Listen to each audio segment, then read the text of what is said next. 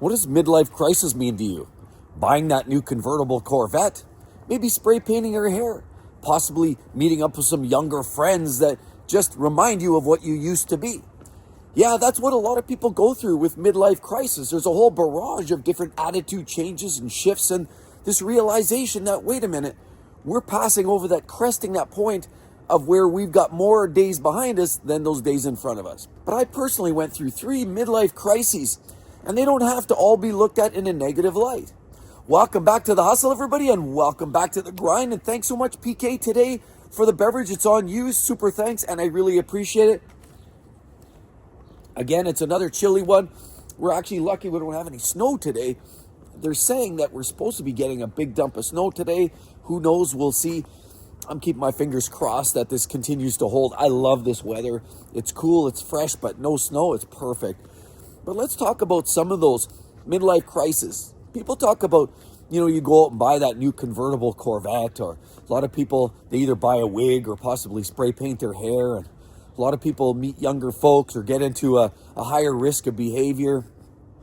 You hear a lot of people get sort of agitated, irritated, irritable, and a lot of people just want to make a change. They have this realization that life isn't necessarily what they hoped it would be. Many people look back at their accomplishments, or maybe lack thereof, and the fact that there's a bit of disappointment buried in there. I mean, while some people look at it, yeah, I've done all these great things, these accolades, I have this name, this title. A lot of times people are still working at that point because, midlife crisis tends to kick in your 40s and 50s, and most people are still pondering, is this all there is in life? Is this job, is this what it comes to in the end? Is this all I've reduced to? Is this job, this meaningless title, and this small paycheck to which 2/3 of it goes to taxes? There's got to be more in this life.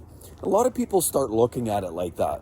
A lot of people start thinking about what ifs, what happened, where am I, what am I doing, like what's going on? And all of a sudden they get restless. They start thinking they need change. They need something new and fresh and invigorating in their life.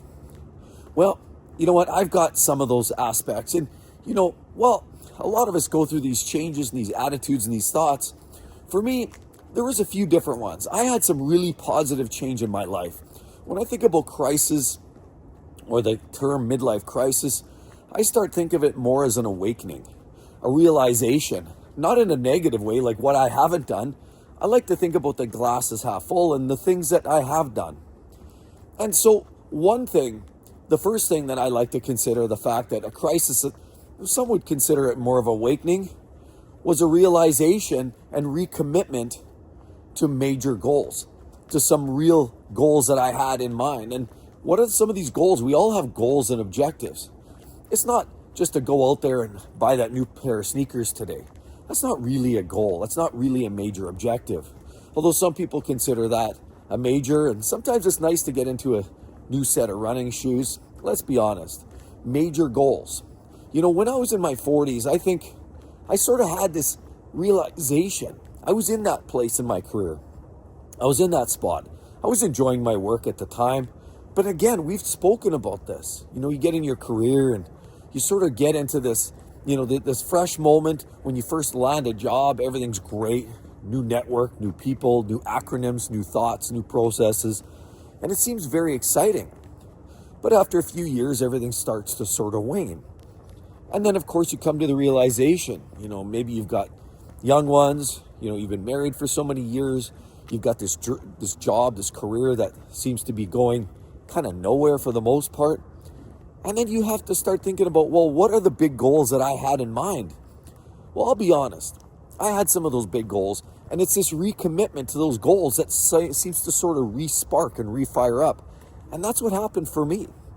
See, because when I rolled into my 40s, I started having people ask me, hey, Mark, when are you retiring?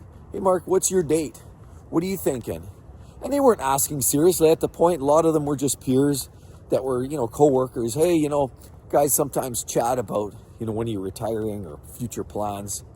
And I didn't really have a hard number at that point. I knew I wanted to retire a little on the earlier side, but I didn't necessarily know exactly what I was thinking.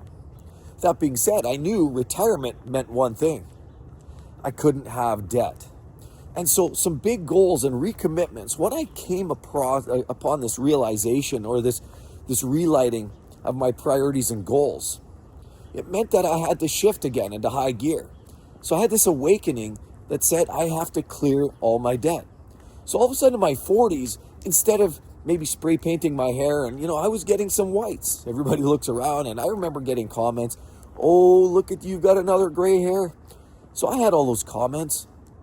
And as far as buying that sports car, well, let's be honest, I've always driven fun little sports cars. That's just the way I live. That's just always been my lifestyle. Right since I was 20, 18, 19 years old when I bought my first little sports car, I've always had a car like that. But I don't believe in buying anything on credit, banks, and I like to pay cash anywhere I go. But that wasn't on the radar because, again, I've had fun little cars all my life. But bigger goals, objectives, to be debt-free. And so all of a sudden in my 40s, I found myself sort of this thought process that, you know what, if I want to retire, because early retirement is a massive goal for some people. Now, it's not a goal line where you run across the line, and it's not like that, big NFL touchdown where you run across and you slam the ball and you jump and twist and do a somersault because in celebration. Yes, the celebration was there, but just because you cross the line doesn't mean it all stops right there. No, that's the first touchdown in the first quarter. That's the way I see it. And so at the end of the day, I looked like, if I want to make that point, if I want to make this first touchdown in this first quarter, I better get to it. So a relighting of those goals that I had was exactly what the doctor ordered. That's exactly what I started thinking. So in my 40s, and as I rolled into, my mid to late 40s, I started realizing, okay, we're paying down, we had a mortgage like most people. We're paying our monthly payments. But then I started thinking, how do we double it down? How do we work on the principal? How do we get this behind us? Because mortgage payments are absolutely a detriment if you're trying to retire. Mortgage payments, big car payments. I've never believed in having big car payments, and I've basically only ever had one brand new car in my life. Other than that, everything's been used. I believe in older used cars. That's just always been sort of my mantra, especially for daily.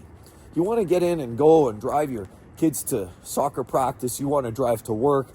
Doesn't matter what you need a car for. The day-to-day grind is something I've always found more value in buying an older used car, depreciation, buy a car that's easier to maintain. And of course, the wear and tear on these crummy roads means that having a nice, expensive car to drive every single day that's going to be subjected to the grind just didn't make any sense.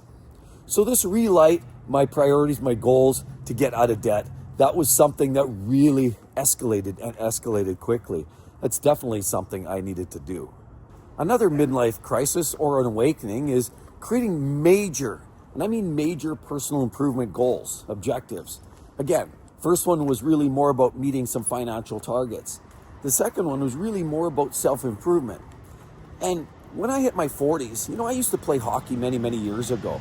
But, as we get into our career, we marry kids, we get into our life and we tend to slow down. We end up, spending more time doing things at the desk, doing more time, kind of spending at the job and the career and hustling around and not necessarily eating the best, not getting the best fitness or exercise that we all need and really aspire to. But once I kind of hit my 40s, there was opportunity. See, the company I was working for, they had a sort of, not a third party, but they had an organizer that would organize men's league hockey. And they did this, and we played hockey every Saturday. So I was invited to that. At one point, I got a word that there was this hockey that was going on, and it was an opportunity to get back into shape. So I looked at that, and again, this was in my early 40s. I started to think, well, wait a minute, I've got to get back in shape. My face is looking a little round. I've got a little bit extra around the midsection. And I think it's time that I get back into better condition. I better take care of myself. Because if I want to survive into retirement, and make a long life of this, I definitely want to do one where I'm in good shape and I'm not stuck, kind of resorting to, say, even a wheelchair or oxygen bottle. And I don't want to have a condition where, because of, the things that I've done in my life that I could have had a positive impact on, I didn't engage in, and next thing you know, now I'm paying the price. I want to do everything in my power, and we all know that in life there's nothing guaranteed but death and taxes. So, I mean, you can never help the inevitable. And there are just certain, medical conditions that just can happen to people. But I wanted to give myself the better fighting chance. So in my 40s, I sort of had this awakening. I'm going to get back into hockey. I'm going to start enjoying some of those things that I used to enjoy, cycling, hockey, get back into better shape. I started working out a little bit. And, even more importantly, as this time went on and on, the ups and downs, of course, at work, it's kind of hard because the grind just keeps you pulled into that vortex of despair is what I call it, where you're just eating fast food and you're hustling around. And while you try to do meal prep and you try to move and shake and try to eat properly, sometimes it just wasn't in the cards, and it was a constant fight and a constant battle. But this strong focus on major improvements on my own personal health was something that I had this realization in my 40s. I better do something for myself. I gotta do something to make sure I'm around in good shape and for long enough, to even see grandkids and beyond, hopefully. So ultimately, as I transitioned in my 40s and even 50s, now that I was retired at 53, I came across a special realization that, once I was retired, I really better kick this into high gear. So 40s into 50s, now I'm really on this fast track to, improving on some of the dieting and improving on the food that I'm eating. And I've already mentioned, a bit of carnivore diet, and, I've taken on different sort of approaches with that. But at the end of the day, trying to generally reduce poor intake, less carbohydrates, probably a little bit less sugar, although I have a bit of a guilty habit sometimes. The approach of trying to improve. I'm not perfect. I don't think this world is perfect. So I'm not going to expect the perfection out of this game, but I will try to improve on that and enhance on the foods I'm eating and improve on the amount of exercise I get. And I want to make sure that I'm getting out there and walking and talking and doing some of that exercise because I want to be around a long time. And those are major enhancements to what I've been doing. The strong focus on trying to make myself better health is something that sort of came along as a realization in my 40s and 50s. And many of you do. I mean, I'd like to hear your thoughts down below as well. But at the end of the day, I'm pretty sure a lot of us come across that point in our life where we see this inflection, this point where it's, I better do something, or my health isn't as good as I wish it was, or what have I done to myself all these years? And I had those moments, and I know some of you do too. And, it's unfortunate. That's how it goes. That's life. It's easier said than done. But, I was at a point where in my 40s and 50s where I had to make those major changes. And I did. And I hit them. And I hit them even harder. And I doubled down when I was 53 and I got thrust into retirement. So here we are, living, loving, and enjoying every minute. Another awakening, or some would call it a crisis. I would say it's more of an awakening than a crisis because I would consider it more positive. And crisis sort of gives a negative connotation. But one thing that I said was creating a bit more boundaries, respecting myself a bit more. And coming to the realization that, my life is important. My life is meaningful. What my belief systems mean are important to me. And while they may not be everybody's priority, it's something certainly that I really appreciate and I'm going to respect from this point on. Because, growing up, and a lot of us, even in our careers, we're willing to do just about anything. I mean, there used to be jokes. Some of the guys they used to work with, they'd show up at performance time and they say, you know what, got to bring the knee pads. Yeah, got to get that special raise. So, they would talk about ridiculous comments like that, really off the cuff and inappropriate. But at the end of the day, a lot of it really came down to saying what the boss wanted to hear, saying what the peers wanted to hear, really jeopardizing, compromising your own beliefs and your thoughts for the sake of just saying what everybody else wanted to hear to help you maybe either get a promotion, possibly get better opportunities in your career, and just paint yourself in a more positive, agreeable light. But I'll be honest, I hit that sort of midlife point, again, another inflection point in my 40s and 50s where I kind of came to the realization that this is the heck with this. I'm going to keep it real. And I know it didn't always rub everybody the right way. I know sometimes not everybody loved it. I know in some cases, management certainly didn't love my ideas and thoughts because now all of a sudden I had beliefs, and I was going to express them. And see, creating those boundaries, those beliefs, expressing myself, and also friends that were toxic, drawing that line in the sand. Creating those lines that draw across the sand, so to speak, that says, here's where I stand. Are you with or without me? I mean, where do you stand in this whole big game? Because we know in our world, life is too short to be worried what everybody else thinks. Life's too short to constantly cater to everybody else's whims and forego your own. Now, it's not about being, it certainly isn't about being selfish. Sometimes compromise is key. Sometimes, you're in a work environment, you have to collaborate, you have to compromise. Same thing in relationships, friends, spouses. Sometimes you just have to compromise. You just have to agree to disagree some days. Sometimes you give, sometimes you take, and that's just how life goes. But when it's a constant, you giving in for your own integrity and you're saying yes, yes, yes, just for the sake of being agreeable, well, that's not something I was as good with once I sort of hit my 40s and 50s. And I'll be honest, I was more vocal, I was more obvious. Toxic people, I start to push them out of my life. And certainly even in the workplace, I was more focused on, you know what, I'm going to say my piece, and I'm not going to have regrets about standing my ground. So it wasn't about being belligerent.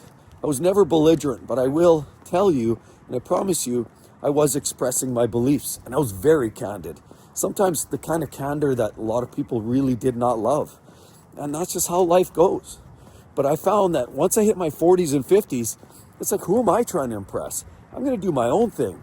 And it's going to be for the right reasons. Again, I always did my job with the best of intentions, in terms of safety, integrity. And I always believed that. But sometimes companies couldn't see past their own beak. Sometimes people couldn't see past their own schnoz. But you know what? I was there. I created those lines. I created those comments. And I have those discussions that let everybody else know that there was a new line in the sand. You probably shouldn't cross it. Anyway, thanks again, everybody. That's my change, my shift as I went through this so-called, midlife crisis of sorts or awakening. I'd like to hear your thoughts. Any big changes you went through in your 40s and 50s? I'd love to hear from each and every one of you. Thanks again, PK, for the Bev, and we'll talk to each and every one of you real soon. Thanks again, everybody. Bye-bye.